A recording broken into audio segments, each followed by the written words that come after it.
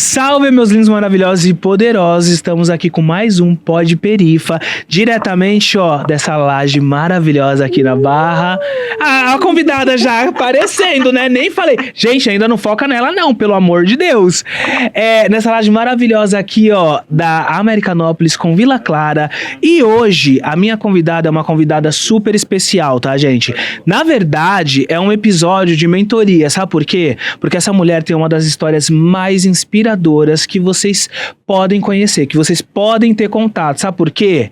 Porque ela nasceu lá na favela da Vila Guarani, o barraco nem existe mais. E a gente se conheceu nada mais, nada menos do que no Centro Universitário Belas Artes. Ai, desculpa, a gente foi bolsista. E a gente já começou a falar porque a gente é amigo. Mas eu estou aqui hoje com a minha amiga linda, maravilhosa e poderosa, Vanessa Ferreira, Preta Ilustra. E manda um recadinho aí pra galera, pra começar. Sobre o que você está sentindo em estar no Pod Perifa. E deixa o seu arroba, porque é importante. A gente precisa de seguidores. Tá, vamos começar com o meu arroba, Preta Ilustra, em todas as redes sociais. Portfólio, currículo, essas coisas estão tudo no meu site, www.pretailustra.com. Tá? E é isso. Vamos começar. Tô emocionada, tô com muito frio. Tá frio, gente! Vez, deixa eu contar, você vira um café pra gente, sabe? E com açúcar. Com açúcar. Amiga, inclusive, tá? Essa semana ela é do tipo de pessoa que vem na casa dos outros e fica olhando cozinha. Aí ela falou que a minha cozinha tava arregaçada. Sabe o que eu tive que fazer? Arrumar toda a cozinha. Só pra ela vir aqui na minha casa no home office de favela. Mas, amiga, juro pra você, ficou uma paz interior. Porque falam que quando a cozinha tá na verdade não, quando a casa tá bagunçada, o seu interior tá bagunçado também, né? Não é só isso, né? Não tem como você multiplicar fartura num ambiente em que a fartura não consegue se enxergar. É onde você não consegue achar onde tá a fartura, onde tá a riqueza, onde tá, né? A paz. Então, assim, a gente chega na casa da pessoa que a gente ama, tá o caos. Amiga, um caos que você sabe muito bem, porque somos amigos. Que eu não ia falar? Eu ia falar mesmo, porque chega na minha casa, fala, eu também falo. Eu não falo não, que eu sou educadinho, tá? Não mexe a da louca não, tá? Mas, gente, pra vocês que não conhecem, a Preta Ilustra é uma excelente, uma exímia ilustradora, já trabalhou fazendo... Como é que é o nome, amiga? Tá falando de live painting? Live painting. Gente, eu acho isso tão chique. Eu achava que não existia. É que eu não sei falar. É live painting que você de pintura. Pintura, isso. É tudo que a gente... Todas as ações que a gente faz ao vivo, seja numa tela, seja numa parede, ou seja uma customização, se eles contratam a gente pra fazer isso ao vivo, a gente pode categorizar como live painting, né? Tipo, é a pintura ao vivo, independente da superfície que você tá. Aí ele dá um tempo determinado de produção. E também já foi responsável pela ilustração de alguns livros. Sim. Mas acho que a gente tem que começar lá do começo. Não, amiga, mas é só para as pessoas saberem sobre com quem a gente tá falando. Por quê?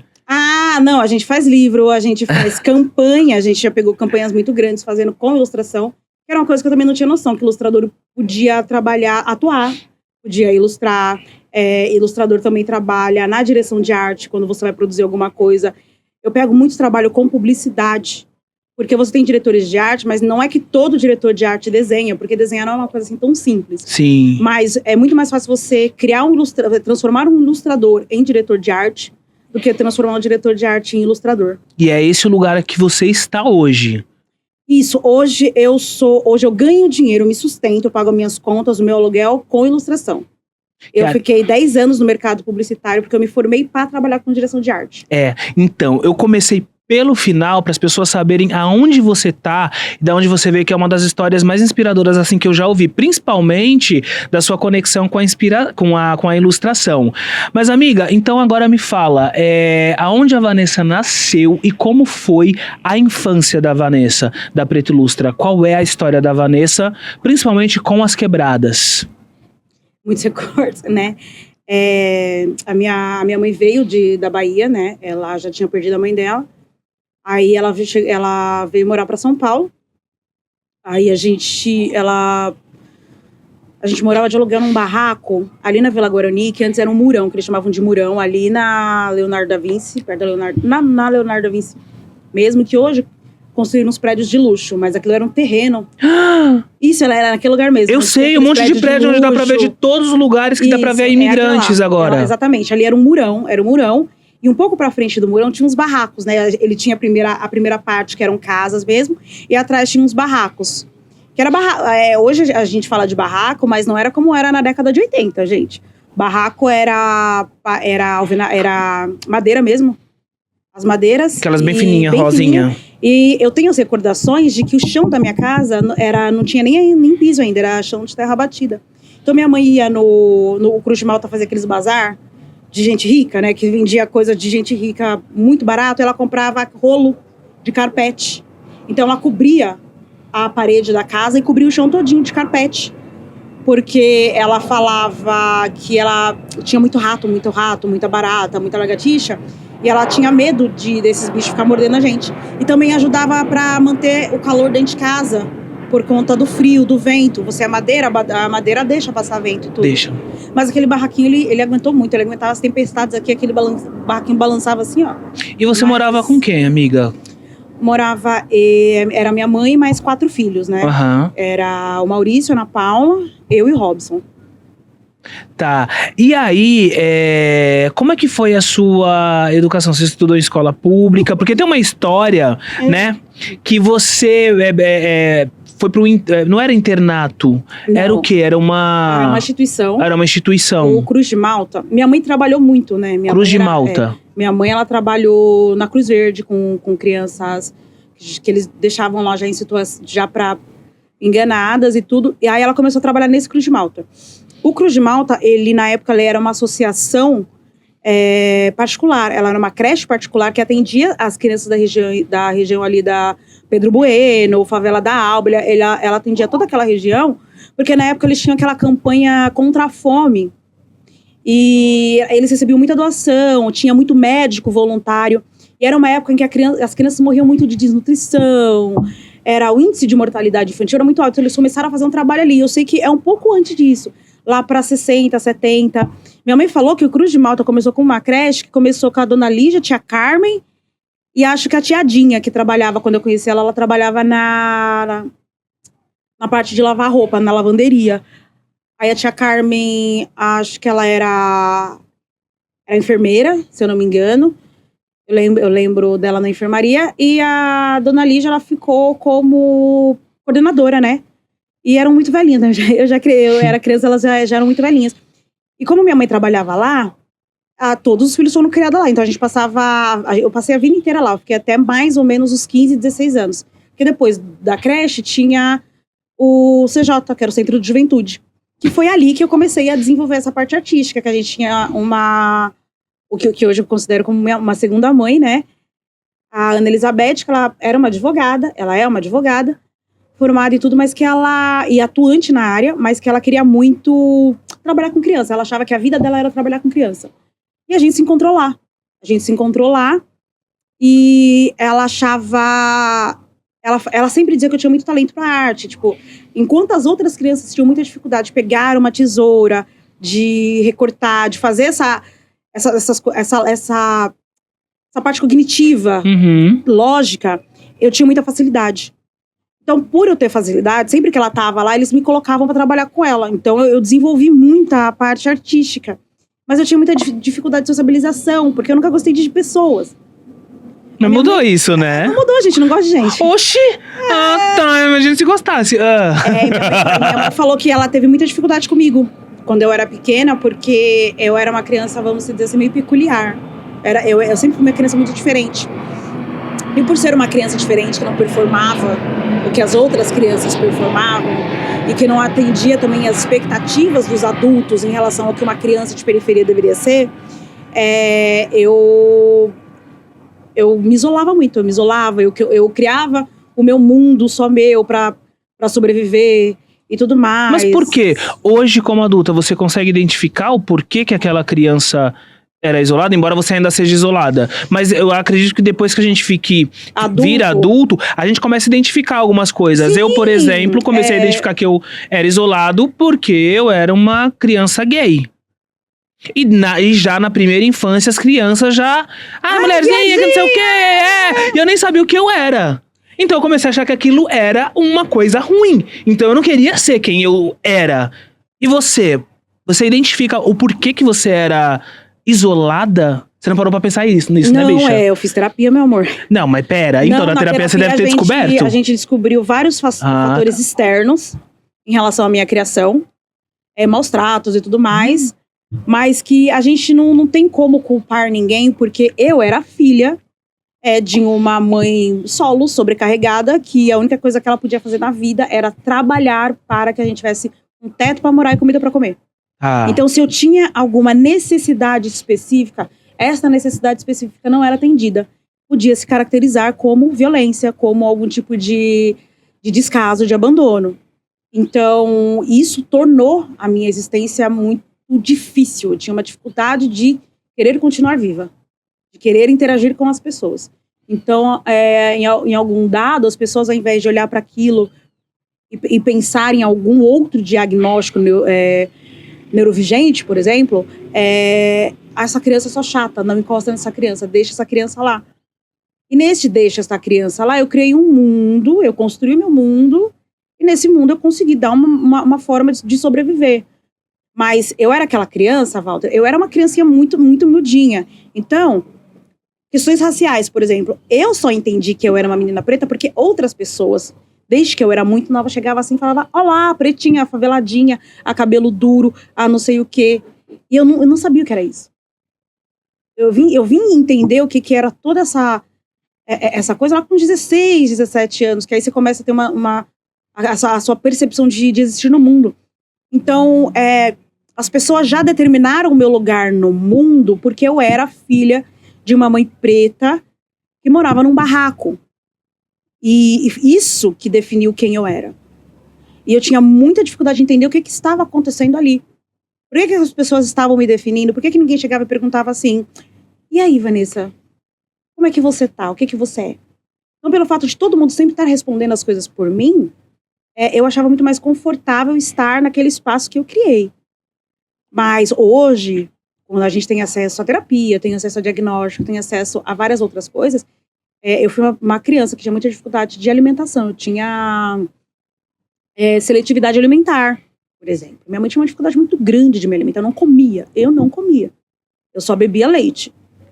Hoje a gente reconhece que a seletividade alimentar também é característica de crianças com determinadas... como é que a gente fala, gente? Com autismo, com algumas outras coisas. Mas eu não tive tempo de cuidar desses recortes, dessas questões. Eu tinha que sobreviver. Eu entendi muito cedo como é que o mundo funcionaria para mim. Então eu comecei a... como minha terapeuta fala, eu tranquei várias versões de mim dentro de uma caixinha para que outra versão pudesse existir, pudesse sobreviver e pudesse interagir com o mundo. Então, eu sou uma criança da década de 80. Sim. Sou de 86.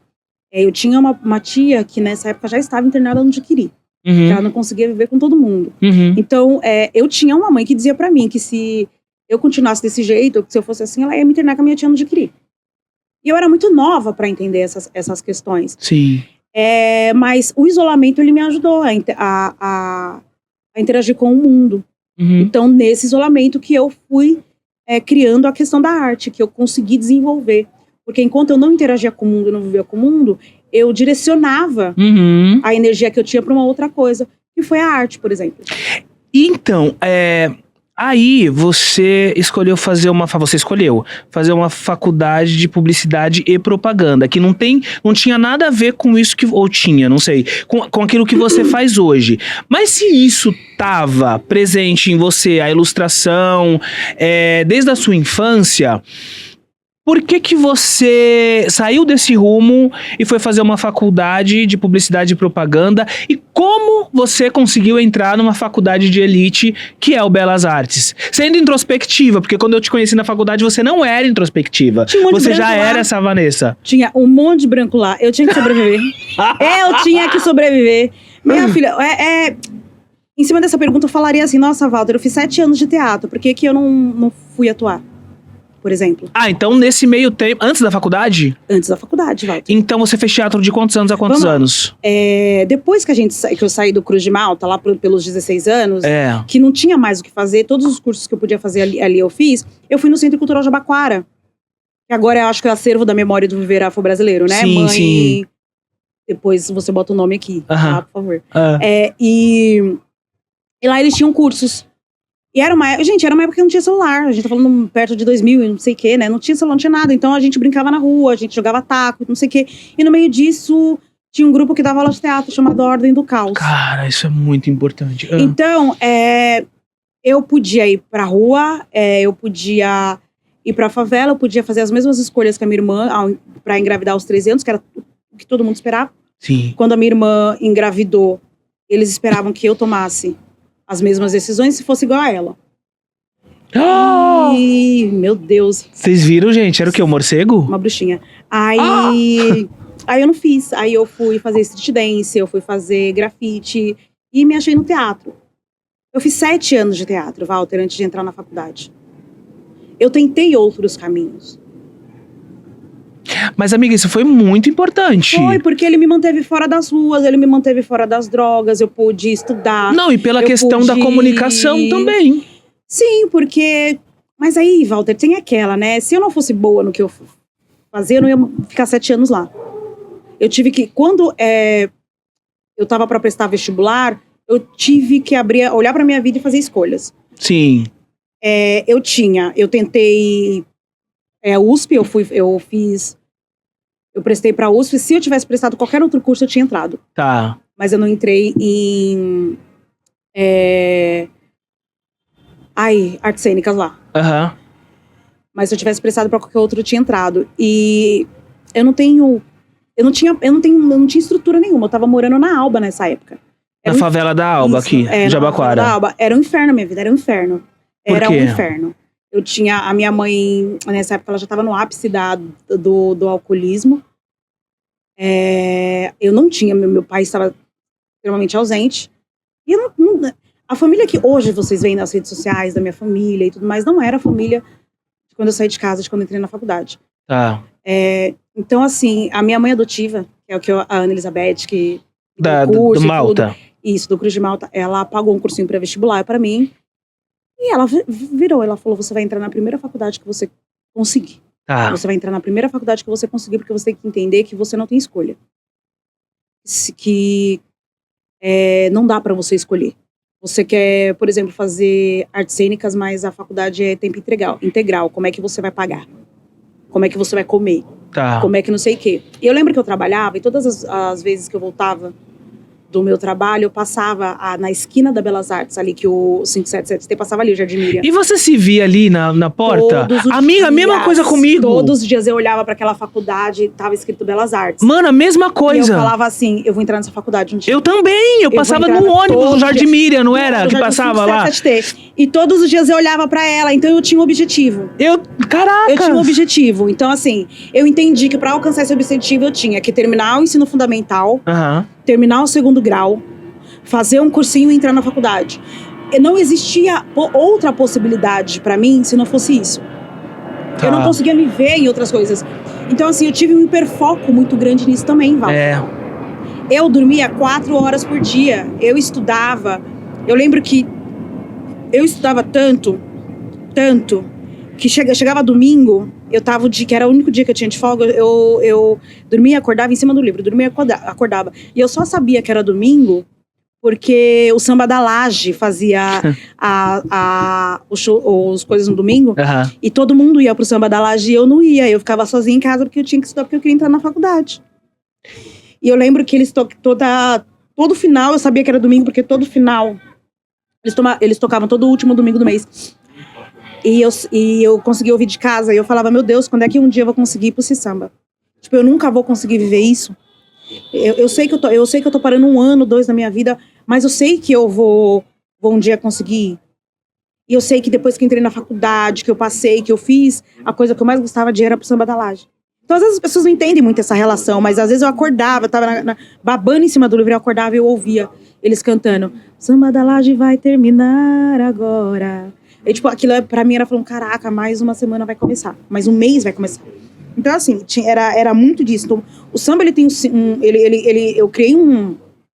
Ele tem um simbolismo muito diferente do samba na minha vida. Que ele é aquele momento em que eu me liberto, né? Em que eu olho para aquilo e falo, porra, eu consegui. Sim. Samba me lembra sempre que daquele momento que eu tava lá, que eu não podia, que eu tinha que estudar, que eu tinha que fazer. Então, todas as vezes que eu vou pro samba, que eu vivo aquilo, que eu curto aquilo, que o povo me vê doida no samba, correndo pra cima e pra baixo, gritando, é porque aquilo é um momento que eu me sinto livre. Sim. Todas as vezes que eu vivo aquilo. E às vezes as pessoas não entendem muito isso, né? E amiga, então o curso de publicidade e propaganda no Belas Artes, você escolheu porque era o que você tinha?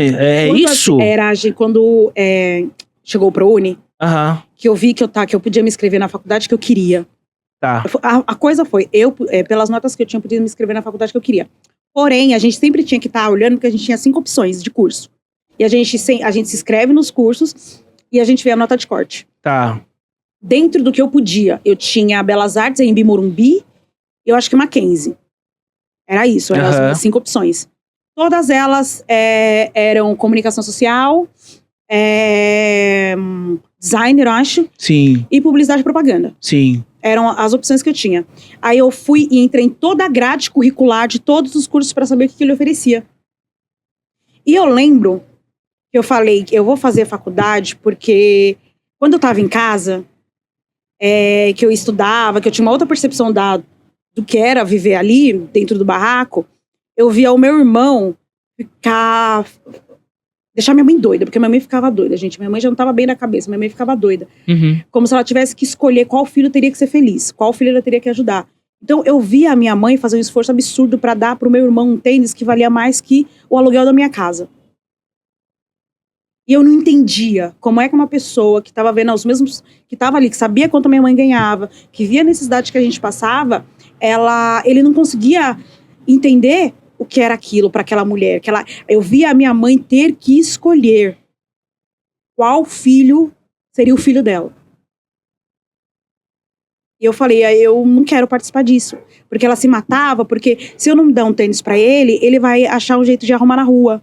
Se eu não der a moto dele, ele vai dar um jeito de arrumar na rua. E isso acabou com a cabeça da minha mãe. Acabou com a cabeça da minha mãe e acabou com a minha vontade de viver naquele lugar. E eu queria entender o que fazia, por exemplo, um menino preto escolher aquilo e não escolher construir uma coisa como a qual eu estava construindo. Só que, Walter, eu ia para a faculdade de chinelo, eu ia de roupa simples. O meu chinelo e roupa simples não conseguia competir com os meninos da biqueira, com os tênis que eles estavam, com o celular que eles estavam, com as motos que eles andavam para cima e para baixo. Aquilo não conseguia competir. A minha mãe falando para ele não conseguia competir com o que a rua podia oferecer para ele. Eu, no momento que eu consegui, eu decidi não fazer mais parte disso. Porque eu estava me desgastando. Eu não tinha saúde. Eu descia a Rua da Alba, você via como os ônibus descem ali? Sim. Todos os dias eu descia a Rua da Alba e pensava assim, é só eu me jogar quando o ônibus passar. E a gente acaba com tudo. De tanto que aquilo acaba com você. Essas coisas que a gente vê de psicólogo hoje, a galera ajudando uma outra, não tinha naquela época. Isso não tinha essa rede de apoio, né, que a gente tem hoje. Não existia. Ela chegou muito tarde pra gente. Porque eu não vou falar pra mim, ela chegou pra gente. A gente teve que descer a nossa rede de apoio. Que a gente teve que, na verdade, a gente é sobrevivente, né? A gente teve que tirar a gente daquele lugar pra dar uma oportunidade pra gente existir. Pra gente hoje ser o que eu falo sobre o exemplo possível. Na verdade, a gente é a resistência. A gente é a persistência e a resistência, porque muitos dos nossos desistiram. Muitos. No meio do caminho. Porque eu costumo falar que a gente é insano, né, amiga? Porque, mano, suportar o que a gente suportou. Faculdade eu não posso falar que eu fui triste porque eu já tinha feito os cursos. Na verdade, a gente conseguiu, Walter. Desculpa, assim, por pior que tenha sido aquele lugar, foi o pior e o melhor lugar. Foi melhor porque a gente se conheceu na faculdade, tá, gente? 2009, Belas Artes. Verdade. Tinham 3 negros. Não, era eu, você, o Richelme. Tinham 3 negros. Não, na todos minha sala bolsistas. Na minha sala tinham mais negros. Tinha mais negros? Tinha, na parte de publicidade tinham mais negros. Mas poucos se formaram. Mas eu sei que tinha o Willens, tinha a Iris, Aí tinha um pessoal que eu acho que achava que não era negro, mas eu não vou entrar nesse detalhe também. E tinha eu, que não tinha como esconder, eu não tinha como esconder que era negra. Não tinha. E é isso. E aí, amiga, tá, a gente sobreviveu à faculdade, agora, aí a gente entra pro mercado de trabalho. Você se formou quando? Eu me formei em 2010. Eu me formei em 2011, um ano depois. Aí a gente entra cheio de sonhos, né? Não, calma. Ou não? Calma, porque o seu pai é dono de agência? Não. O seu tio? Não. Você é herdeiro? Não, tanto que eu saí da faculdade e eu não me inseri no mercado de trabalho. Você entendeu quantos anos levou depois que a gente tava com aquele diploma pra se inserir no mercado de trabalho? Cara, eu demorei, eu acho que cerca de 1 ano, mas porque eu fui indicado pelos que entraram antes, porque tinham contato. Aí a gente tá falando sobre mercado de publicidade. Quantos negros? Aí a gente tá falando de 2010, 11, 12, até 2015. A galera que trabalhou nesse momento... Era um inferno. Não, com quantas pessoas pretas se trabalhou dentro da área de criação das agências de publicidade? Esses projetos que a gente fala, que eu comentei com você, de projeto de equidade racial, não sei o que, vamos assinar documentos para tornar as agências de publicidade justas, ou não sei o que. Meu amor, isso daqui foi de agora, foram discussões de agora. Sim. A gente precisou formar a primeira leva de criativos negros. A gente precisou que esses criativos negros entrassem no mercado de trabalho. A gente precisou que eles comessem um pão com o diabo amassou pra eles entenderem que aquele não era o lugar deles. E essa galera tava saindo, eram os recém-formados do ProUni, né? Exatamente. Foram as primeiras turmas de pessoas pretas. As pessoas precisam entender o impacto que foi o ProUni no mercado de trabalho. No geral. Por que eu tô falando especificamente da publicidade? Porque a gente tá falando num momento ainda muito offline, gente. Que o que dizia e construía, né? Nós somos millennials, tá? As tendências eram as agências de publicidade. Era a propaganda, era o comercial, era a produção de TV, eram cinemas, eram essas mídias que diziam como é que o que a gente ia vestir, como é que a gente ia agir, qual seria o novo hype, como é que a gente ia se portar, e pipipipopopó. Para que isso seja, por exemplo, no mínimo legal para que a gente possa sobreviver, a gente teria que ter pessoas também envolvidas produzindo esses comerciais, escrevendo esses roteiros, atuando. Quanto tempo se levou pra gente conseguir falar sobre isso? A gente falar, o mercado publicitário é um mercado extremamente racista. A gente teve que estar lá dentro. A gente teve que estar lá dentro pra questionar. A gente teve que brigar. Muito. A gente teve que perder espaço. Total. Aí a gente teve que sair. Quando o Datafolha lançou, que aí eu não me lembro quando foi, gente. Peraí, mas a gente saiu por quê? Calma. Gente, a gente saiu porque... Eu saí porque eu ganhava 1/3 do salário que estavam pagando pra galera produzir a mesma coisa que eu tava produzindo. Eu saí porque era um inferno. Eu saí porque eu não tinha saúde mental. Eu saí porque quando a gente fala sobre rede de apoio... gente, chegou muito tarde. Chegou muito tarde. Chegou... Quando a gente fala sobre publicitários negros, quando a gente fala sobre programa de equidade racial, a gente já não estava mais no mercado. Não. E tudo isso começou a existir por conta de uma demanda de mercado que deixou de existir agora, porque essa demanda não tem mais. Não é mais interessante falar sobre negritude nesses espaços. Por isso que eles pararam de existir. Se vocês derem uma pesquisa sobre todas as agências que assinaram o pacto de equidade racial, você vai pegar e vai ver lá... gente, moral da história, gente, Job pra Preto tá caindo, a gente tá começando a se endividar, sabe por quê? Porque todo mundo colocou um negocinho preto lá após George Floyd e, né, do antirracismo, somos todos antirracistas, a gente teve uma época em que tava todo mundo se preocupando e agora não tem mais. Não, acabou o hype. Acabou o hype, gente, acabou o hype. Aí é isso, aí... Mas, amiga, você entrou pro mercado publicitário, você chegou a trabalhar... Meu amor, eu passei 10 anos. 10 anos no mercado publicitário. Porque eu falei, pô, assim, eu não tenho pai, não tenho tio, eu preciso construir uma carreira. Sim. Então, assim, a direção de arte, ela permitia que eu pudesse depois ser uma diretora criativa. Mas te davam esse espaço nas agências? Eu tenho que perguntar o óbvio. Eu tenho que perguntar o óbvio. Ai, Walter, o quanto de... Ai, gente, o quanto de foto eu cortei. Ô, gente. Ai, o povo fala assim, ai, Vanessa, por que você não aguenta o Adobe Photoshop? Eu não suporto mais, eu não suporto, sabe por quê? Porque eu vou contar uma coisa que talvez vocês não saibam. Em nenhuma agência que eu trabalhei, a gente tinha Mac. Mas uma das exigências para se trabalhar nas agências de publicidade era você precisa saber do pacote Adobe e saber da plataforma Mac, saber mexer num Mac. Mac é um computador, tá, gente? Desculpa. Vocês têm iPhone, Apple, essas coisas assim? É o notebook da Apple, né? É não, o iMac é o PC mesmo, o Macintosh. Era o PC. E todo mundo achava que... É verdade, é porque não tinha... A gente tinha... eu peguei aquela época que não tinha CPU, era o... Nossa, Walter, então, é isso, gente. A gente é muito jovem. E eles falam assim, você precisa saber do pacote Adobe.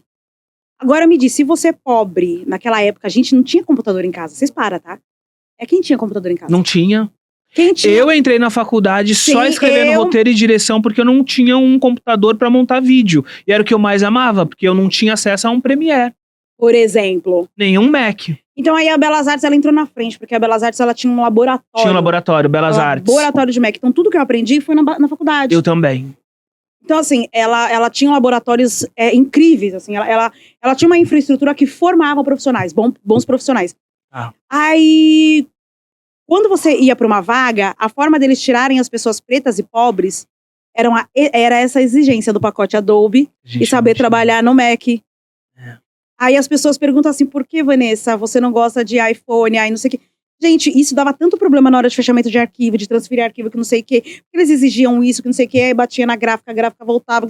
Isso foi um inferno tanto na minha vida, tanto, que eu falei, não quero. E a primeira chance que eu pude pra não trabalhar mais com o pacote Adobe e procurar outros softwares gratuitos que atendessem a minha necessidade, para que eu também pudesse passar isso para outras pessoas e dizer, gente, você não precisa ter um iMac, você não precisa ter um MacBook, você não precisa, você pode ter o seu PCzinho lá, você pode ter o seu Android, seu coisinha, que isso vai funcionar, isso vai fazer.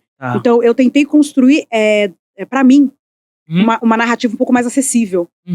Porque é o inferno de vida cara que a gente tem quando a gente vai construir isso. Sim. E isso era muito usado para tirar pessoas como eu de dentro desses espaços. Sim. E eu parei. Eu não dancei, eu nunca quis dançar essa dança. É que a gente não consegue. Eu não conseguia. A gente não consegue. Mas, amiga, e aí, quando foi que entrou a Preta Ilustra? Porque você tava no mercado das agências, da publicidade, e aí do nada assim, né? Eu sei que não, eu já sei. Mas do nada, só pra ilustrar, vem aquela Vanessa do Instituto. Que escrevia, que desenhava, que ilustrava. Quando foi que você resgatou isso? Porque você já estava formada, você poderia estar trabalhando numa agência, poderia naquelas, porque eles não deixaram. Mas, e aí? Como que foi? Porque é uma mudança... É grande a mudança, não é? Pra quem tá olhando de fora, parece uma mudança grande. Mas, eu não sei se você sabe, Walter, desde a época da faculdade, eu tinha uns caderninhos de desenho e tudo. Mas, de novo, eu entendi como a brincadeira funcionava. Eu precisava ter uma profissão. Eu precisava que essa profissão gerasse um dinheiro pra mim e poder investir na Preta Ilustra. Então, depois que eu me formei, eu ainda fiz design de interiores.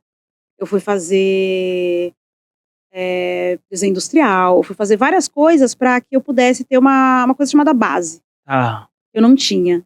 E fui fazendo gratuito, fiz ETEC, a Carlos de Campos eu fiz. E fui construindo isso silenciosamente. Para que isso também complementasse, porque eu fui para a direção de arte, porque a direção de arte ia permitir que eu pudesse continuar trabalhando com criação. Eu não estava tão longe do ramo que eu queria. Na verdade, eu nunca me vi artista, apesar de ser uma condição natural minha de existência. Porque eu nunca tinha visto outras pessoas como eu botando pão na mesa, fazendo arte. E eu sabia isso desde pequena, isso sempre foi claro para mim desde pequena. Então eu entendi desde pequena que eu teria que construir, solidificar uma coisa para poder investir nisso. E foi o que eu fiz. Então, assim, sobrava 20, 30, 40 reais, eu ia guardando, comprava um lápis de cor. Aí eu guardava aquele lápis de cor ali e falava, eu vou deixar ele aqui guardadinho, porque eu vou trabalhar com isso daqui a pouco. Eu vou trabalhar com isso. E foi assim que eu fui indo, eu fui trabalhando, e durante esses 10 anos eu fui construindo. Na última empresa que eu trabalhei, que eu já tava lá, burnout comendo, eu já não tinha cérebro, já não conseguia responder as pessoas, não sei o quê. Foi na época que o meu cachorro adoeceu. Aí outra coisa, é que ninguém fala pra gente que cachorro adoece que nem gente, né? Não, Ele gasto igual, né, também. Nossa, gente, ele envelhece que nem ser humano. Sim. Então, assim, foi uma sensação muito horrível. Então, eu senti que eu tinha falhado como pessoa, porque eu não tinha alugado uma casa com quintal onde meu cachorro pudesse correr até o último dia de vida dele. Eu olhava aquele cachorro e falava, gente, tudo isso por conta de um cachorro. Imagina se fosse uma criança ali. Então, eu comecei a pensar que eu era uma falha, que eu não merecia nada do que eu tinha construído até ali. E eu fiquei muito mal pelo meu cachorro, porque eu não tinha dinheiro para cuidar do meu cachorro. E nisso entrou a Fran. Francine. Isso, foi a Francine. A Francine falou, não, eu vou te ajudar a cuidar Gente, dele. só pra salientar, que vocês não conhecem, a Francine é uma menina que estudava comigo, né? E a gente se conheceu na Faculdade de Belas Artes, a gente se formou em rádio e TV e ela ficou muito amiga da Vanessa. A Francine é uma pessoa, assim, maravilhosa. A Francine entrou na sua vida. Isso, a Francine é estranha que nem a gente, tá? Ela é estranha. Muito, pode ser até pior. Ela bateu no menino dentro do laboratório de fotografia. E se eu tivesse lá, eu tinha batido. Mas, aí foi isso. E ela me mostrou uma versão de ser humano, de existência de ser humano, que eu nunca tinha vivido. Porque até então, eu vivia com muita gente que tinha dinheiro. Mas nunca alguém que chegou assim pra mim e falou, Van, vamos fazer o seguinte, eu custeio pra você a cirurgia do cachorro, que não sei o que, pipipi, e você me paga. Porque, gente, eu não tinha cartão de crédito. Essas coisas que a gente tem hoje, não tinha. Não tinha. Não existia cartão de crédito, não existia nada disso. E eu falei, tá bom, Fran. Então ela pagava, aí eu falava, esse mês eu consigo te devolver isso, esse mês eu consigo te devolver isso. E foi isso. E nisso eu tava namorando uma menina, né? Eu tava namorando uma menina que chegou pra mim e falou que eu estava traindo ela com a Francine. Aí eu abandonei aquele povo todo de lá, mandei meio mundo tomar no cu. Você sabe o resto da história. Aí foi isso. Aí quando meu cachorro morreu, essa menina ainda me mandou mensagem. Falou, eu acho que você deve achar que eu tô te mandando esse e-mail. Não teve nem coragem de ligar, mandou e-mail. Uma carta enorme que eu nem li. Eu li só o começo da carta escrito assim. Você deve pensar que eu estou mandando este e-mail porque o seu cachorro morreu e eu quero voltar pra você. Mas não é esse o motivo que eu quero voltar pra você. Aí ela falou um monte de asneira lá, eu ignorei. Aí, nisso eu já tava na merda. Porque eu não tinha família, eu tava trabalhando. Amiga, não, mas peraí, deixa eu entender. Você tava trabalhando nesse momento? Eu trabalhava, mas trabalhava num lugar de merda. Gente, Você tava com a cabeça toda fodida, então. É porque eu não tinha nada. E tudo que eu tinha, que era tipo um gato, um cachorro, uma coisinha assim, pra você pegar, pra te dar coisa, eu não tinha condições de cuidar. Então eu lutei tanto pra romper o ciclo da miséria, pro ciclo da miséria não ser rompido lá na frente. Eu não tinha essa autonomia de meu cachorro adoeceu, eu tenho como cuidar dele. Não tem, gente. Romper o ciclo de miséria, você às vezes, você fala assim, puta, você entrou na faculdade, rompeu o ciclo de miséria. Não. Você é uma pessoa da favela que tem um diploma. Sim. Romper o ciclo de miséria é uma coisa totalmente diferente. E sequer é um rolê de ascensão social. Não é. Romper o ciclo da miséria é você ter você ter as condições mínimas para não passar fome, para não atrasar um aluguel, para você conseguir guardar o seu dinheiro, para você fazer um fundo de garantia, pagar uma aposentadoria para você, uma previdência privada. Ninguém tem isso hoje. Eu não tenho, você não tem. Não. E nem outra pessoa que conheça. Então, a gente não rompeu o ciclo de miséria.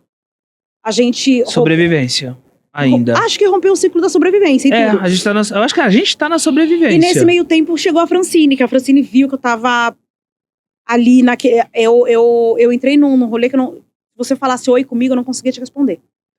Porque eu sequer sabia o que estava acontecendo comigo. Sim. Aí ela costurou, né? Eu devia ter trazido. Ela costurou caderno. Ela costurou um caderno na mão, que ela tava abrindo Não, gente, presta estúdio atenção ela nessa tava abrindo um história. estúdio dela de papelaria e tudo. Aí ela costurou. Ela costurou um caderninho à mão, ela me entregou e ela falou assim: ó, eu sei que você gosta de desenhar, então eu quero ver esse caderno completo. Gente, e nisso foi mais ou menos a partir daí que eu falei: eu vou abrir um perfil no Instagram. Eu vou trocar com outros artistas. Então eu falei, eu vou abrir um perfil, vou trocar com outros artistas e vou ficar postando essas fotos que eu faço nesse caderninho. Então uma pessoa que não tinha nada a ver com a minha vida, uma pessoa que, tipo, eu conheci na faculdade, que podia não podia não estar mais no meu ciclo de amizade, ela foi a pessoa que mais lutou para que eu continuasse vivendo, para que eu não desistisse, para que eu acontecesse. Então essa é a Francine. Vocês vão ouvir falar muito da Francine. Gente, presta atenção, por causa de um caderninho que a Francine costurou e falou pra ela: eu quero ver esse caderno preenchido. Hoje a gente tem a Preta Ilustra aqui na mesa. Tem, porque não foi só isso, né? Eu olhei pra aquilo, eu falei, uma pessoa que se dispôs a pegar e a costurar um caderno, tem a energia dela, que não sei o quê, e acreditar nessa minha trajetória. Então, o início do Preta Ilustra, ela me apoiava muito. Eu fazia as lives, com a galera mais antiga lembra que eu fazia as lives, ensinando a mexer nos materiais. Então, se ela achava um material muito legal, ela ia lá e comprava pra mim. Falava, Vanessa, eu quero ver você faz live com esse, que não sei o quê. Até as minhas primeiras parcerias. Então, a gente foi indo, a gente fez cursos juntas. E a gente foi indo. E a arte tomou na minha vida o lugar que era dela. O lugar que eu acreditei que não seria. Porque eu tentei me enganar durante todo esse tempo. Uhum. Mas enquanto eu me enganava, eu me preparava. Eu sou uma boa capricorniana. Eu entendi como a brincadeira funciona. Então, quando eu fui abrindo o Preta Ilustra, eu já tinha uma base que muitos outros ilustradores que eu vim conhecendo não tinha.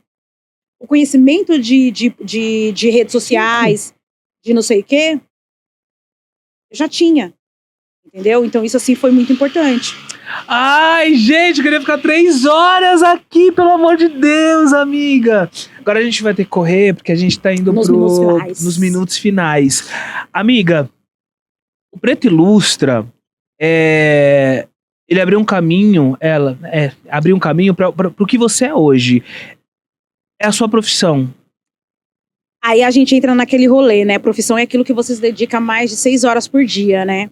Enquanto eu estava trabalhando na agência e tinha o Preta Ilustra, eu ainda era diretora de arte. Quando eu saí das agências e comecei a me dedicar mais horas ao Preta Ilustra, me profissionalizar naquilo, eu me tornei uma ilustradora. Uhum. Então, os últimos 7 anos,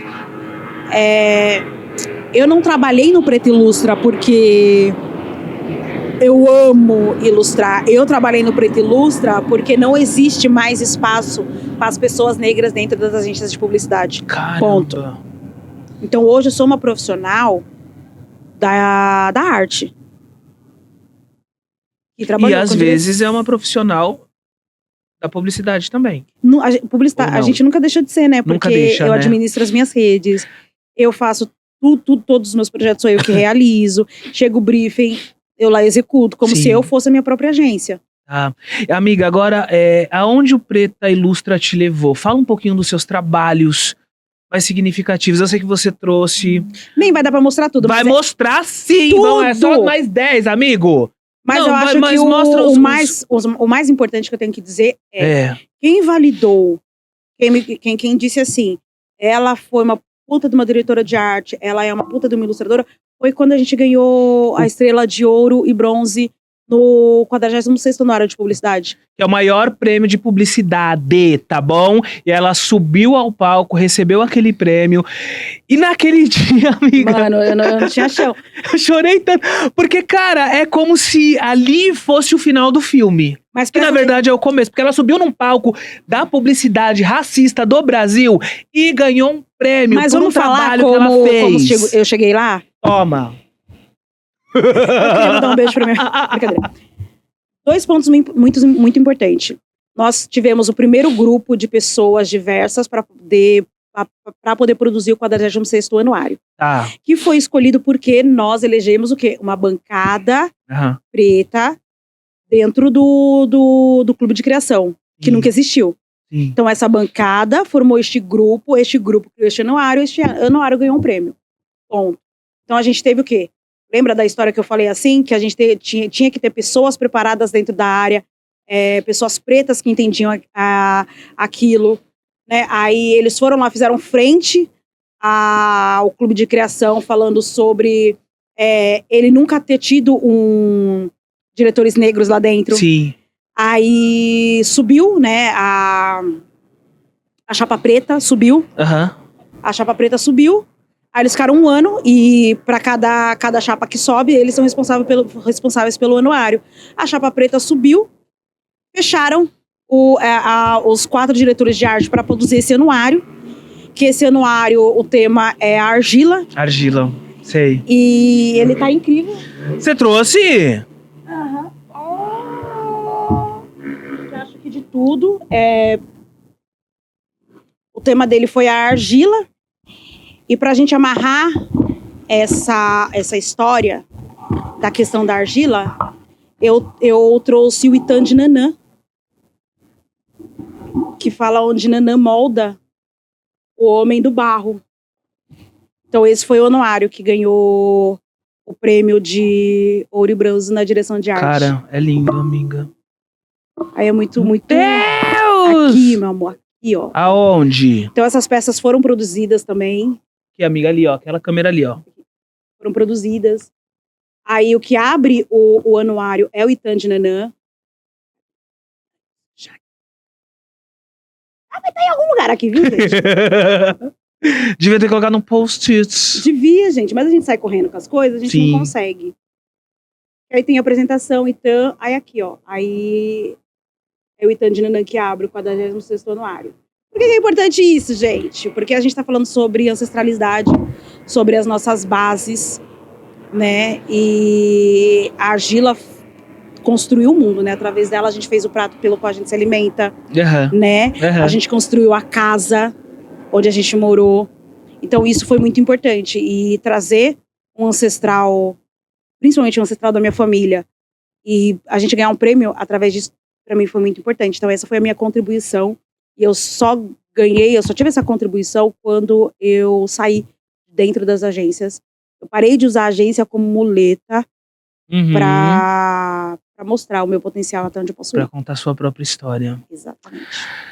É isso, gente. Olha só, eu não posso deixar de falar também sobre o livro ilustrado da Carolina Maria de Jesus. Sim. Ilustração da Preta Ilustra. Gente, a história da Carolina Maria de Jesus é maravilhosa, porque ela era uma catadora de lixo que virou escritora, escrevendo do jeito que ela sabia. A gente fez adaptação pra HQ, do quarto de despejo. Abre. Do quarto de despejo. Aqui, ó. Consegue, gente? Gente, a coisa mais linda do mundo. Sério. E o mais legal, assim, da Carolina Maria de Jesus é que ela escrevia de uma maneira totalmente coloquial e não formal. E, mano, é lindo, porque ela era uma mulher... Ela era... Ai, qual é a palavra certa, amiga? Porque ela é catadora de lixo, mas ela era sofisticada. Verdade. Maravilhosa. Quem fez a adaptação do roteiro foi a Priscila. Priscila? Não podemos deixar. A Priscila Oliveira. Tá. E só pra finalizar, que a gente já tá acabando que o povo tá falando, você fez a ilustração também do livro do Rodrigo França. Do Rodrigo França. Olha, gente, por favor, procurem Rodrigo França, dramaturgo, né? Ator. Maravilhoso. Participou do BBB. Esse foi o meu primeiro livro infantil. Essa foi a minha primeira adaptação em HQ. E os 2 foram escritos no Jabuti, mas não sei se a gente ganha, gente, mas... Vai ganhar. Também tá escrito na HQ Mix. É isso. Tá? Então, se tiver prêmio, vai ter churrasco. É isso, aqui na laje, por favor. E é isso, gente. Vanessa, cara, obrigado. Você deu uma verdadeira mentoria pros nossos, porque eu acho que é esse o nosso trabalho. Esses dias a gente tava até conversando, né, que você fala sobre essa mentoria que eu dou e que você tava descobrindo uma forma de fazer isso também. E aí você falou, eu quero conversar com as mulheres das favelas, porque elas precisam, sabe, conhecer isso que eu tenho aqui, de passar esse conhecimento. E é isso, amiga. Você é uma mentora, a sua história é inspiradora. Eu te amo demais. Desde sempre. Você sempre salvou a minha vida com a sua luta. E obrigado por ter feito parte do meu filme Quero Ser Beyoncé. Gente, ele me botou no... Em 2009. Meu Deus, eu quase caí daquele andaime. É isso, Mas é isso. gente. Muito Doras Aventureiras nós somos. É isso. E fala o que não pode faltar aqui pra galera nesse nosso bate-papo. Faltou alguma coisa? Dê a sua última mensagem. Acho que faltou, sim, gente. Eu acho que faltou a gente entender o quanto é importante a gente ter o nosso diploma, sim, porque todo mundo, pessoas procuram formas de tirar a gente dos espaços por conta disso.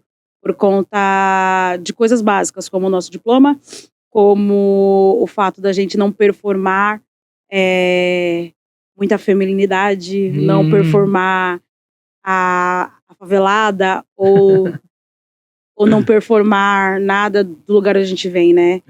Sejam autênticos acima de qualquer coisa, não tem problema nenhum. E não deixe outra pessoa contar a sua história. Quem tem que contar a sua história é você. Essa é a mensagem que você tem que deixar, quer deixar pra favela? Exatamente, eles precisam contar as próprias histórias. É isso, gente. Muito obrigado, a gente encerra aqui mais um Pod Perifa com essa linda, maravilhosa e poderosa que ainda vai ganhar muitos prêmios e ainda vai participar de um filme meu quando eu dirigir o próximo, tá? Porque eu quero ver essa garota aqui atriz de novo, tá? Porque ela é multitalento. Thaís Araújo. Se cuida, bebê. Se cuida. A primeira eu perdi. Essa segunda eu não vou perder, não. Aliás, eu quero casal aqui, Thaís Araújo e Lázaro Ramos na laje. Finalizamos assim, profetizando. Axé. Lazinho, por favor. Beijo, gente. Até a próxima. Caiu tudo aqui!